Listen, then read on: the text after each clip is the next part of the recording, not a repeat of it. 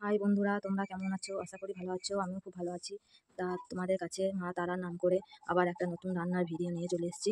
তা তোমরা রান্নার ভিডিওটা কিভাবে করব তা তোমরা দেখার জন্য দেখতে থাকো। তা বন্ধুরা দেখতেই পাচ্ছ আমি কি কেটে নিয়েছি। তা কেটে নিয়েছি পেঁপে, সজনে ডাঁটা, বেগুন, আলু আর কাঁচা কলা। বসন্তকাল মানে সজনে ডাঁটা, আমাদের খুব ভালো লাগে সজনে ডাঁটা দিয়ে তরকারি খেতে। তা যারা রিচ খাবার ভালোবাসো না, পাতলা পাতলা ঝোল খেতে চাও, তাদের জন্য আরও এই ভিডিওটা বানালাম। তা এরকমভাবে রান্নাটা করলে আমি যেভাবে করছি, তা পাতলা পাতলা ঝোল হবে, খেতেও ভালো লাগবে। যারা পাতলা ঝোল খেতে চাও তাদের জন্যও ভালো, আবার যারা রিচ খাবার খাও তাদের জন্যও ভালো। তা আশা করি ভালো লাগবে, খারাপ লাগবে না, একবার খেয়েই দেখবে। তা দেখতে থাকো। দেখতে পাচ্ছ বন্ধুরা আমি এই তরকারিটার জন্য কি রেসিপি নিয়ে নিয়েছি।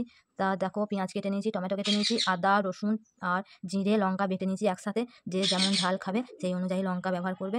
তা আমরা বাড়িতে পাতলা ঝোল খাবো বলে অল্প লঙ্কা দিয়েছি আর একসাথে বেটেছি। আমি আলাদা করে বাটি না, আমি মুরগির মাংস আর খাসির মাংস আলাদা করে মশলা করি, বাদ বাকি একসাথেই করি। কারণ বাড়িতে আমরা খাই, বেশি রিচ হয়ে গেলে আমরা খেতে পারি না, শরীর খারাপ করে। আর আলাদা করে বানলে মশলাটা বেশি হয়ে যায়, তার জন্য আমি একসাথে বেটে নিই। তা দেখতে থাকো রান্নাটা কীভাবে করি। তোমরা দেখতে পাচ্ছ কড়াইয়ে তেল দিয়ে দিয়েছি, তেল গরম হয়ে গেছে। আমি এবার সজনে ডাঁটাটা ভেজে নেবো। তো আমার সজনে ডাঁটাটা ভাজা হয়ে গেছে, আমি এবার তুলে নেবো।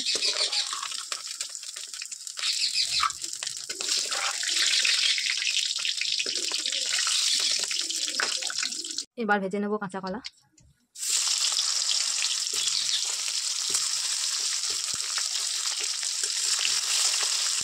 কি পাচ্ছ আমার কাঁচা কলাগুলো ভাজা হয়ে গেছে লাল লাল করে, আমি এবার কাঁচা কলাগুলো তুলে নেবো।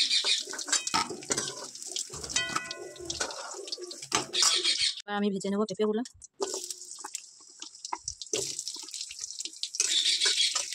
কি পাচ্ছ আমার পেঁপেগুলো লাল লাল করে ভাজা হয়ে গেছে, এবার আমি তুলে নেবো। ভেজে নেবো আলুগুলো। বেগুনগুলো ভাজবো না, কারণ বেগুনে অনেক তেল ধরে থাকে, যখন তরকারি ফুটবে তখন বেগুন তেল ছেড়ে দেবে আর তরকারিটা রিচ হয়ে যাবে। তার জন্য বেগুনটা জল দেবো যখন তরকারিতে, তখনই বেগুনটা আমি ফেলে দেবো। তা আলুগুলো এখন ভেজে নেবো।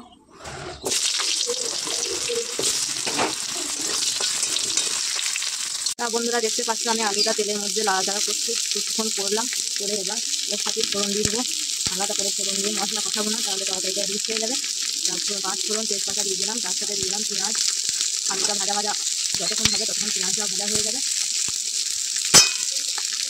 দিয়ে দেবো সামান্য পরিমাণ নুন, যাতে আলুটা ভাজা হয় আর পেঁয়াজটা ভাজা হয়, সামান্য হলুদ।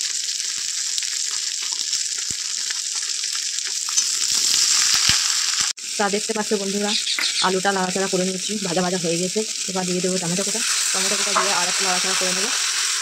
আর দেখতে পাচ্ছ বন্ধুরা টমেটোটা আমার একটু গলা গলা ভাব হয়েছে।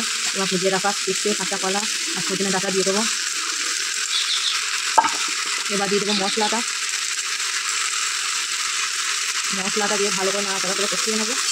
দেখতে থাকো কীভাবে কষা। তা এবার আমি দিয়ে দেবো পরিমাণ মতো নুন, পরিমাণ মতো হলুদ দিয়ে আর একবার কষিয়ে নেবো। দেখো বন্ধুরা আমি ভালোভাবে কষিয়ে নিচ্ছি তরকারিটা।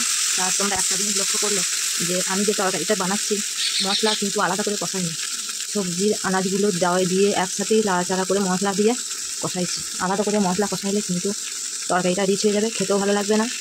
যারা পাতলা ঝোল খেতে চাও তাদের ভালো লাগবে না, যারা রিচ খেতে চাও তাদের ভালো লাগবে। তা এবার আমি ভালোভাবে কষিয়ে নিয়ে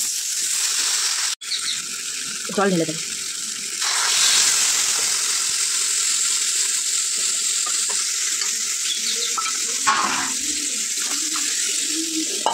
পরিমাণ মতো জল দিয়ে দিলাম।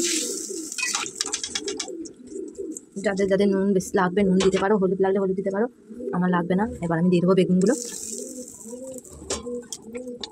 তোমরা ভাবছো বেগুন সেদ্ধ হবে কিনা, তা এইরকমভাবে দিয়ে দেখবে, দিয়ে ঢাকা দিয়ে দেবে, দিয়ে আরেকবার ঢাকনাটা খুলে আরেকবার উঠিয়ে দেবে বেগুনগুলো, দেখবে একদম গলে যাবে। তা আমি এবার ঢাকা দিয়ে দেবো। তো বন্ধুরা আমার তরকারিটা হয়ে গেছে, পাতলা পাতলা ঝোল। এবার আমি নামিয়ে নেবো। দেখতেই পাচ্ছ বন্ধুরা আমার পাতলা পাতলা ঝোল হয়ে গেছে। তা তোমরা এইভাবে বাড়িতে ট্রাই করে দেখবে, খুব ভালো লাগবে, পেটের সমস্যা হবে না, শরীর খারাপও করবে না, খেতেও ভালো লাগবে। তা আমার ভিডিওটা ভালো লাগলে লাইক করবে, কমেন্ট করবে, শেয়ার করবে। আর তোমরা লাইক কমেন্ট করলে শেয়ার করলে আমার ভিডিও করতেও বেশি উৎসাহ হয়, ভালো লাগে। তাই এখানে ভিডিওটা শেষ করলাম। ধন্যবাদ বন্ধুরা, ভালো থেকো, বাই বাই।